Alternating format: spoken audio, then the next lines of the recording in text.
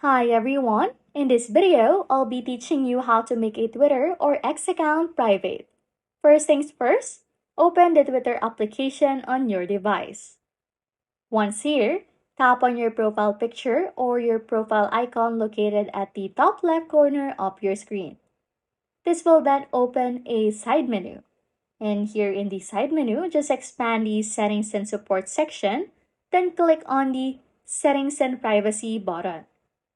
Within the Twitter settings, just find and tap on Privacy and Safety. Tap then on the option labeled Audience and Tagging. Then look for the setting labeled Protect Your Post or Protect Your Tweets. Then you want to enable this option.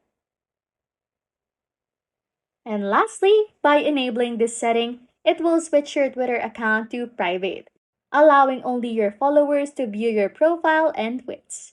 Anyways, if you like content like this, don't forget to subscribe to this channel or comment down below any tutorials you want us to make so we can help you.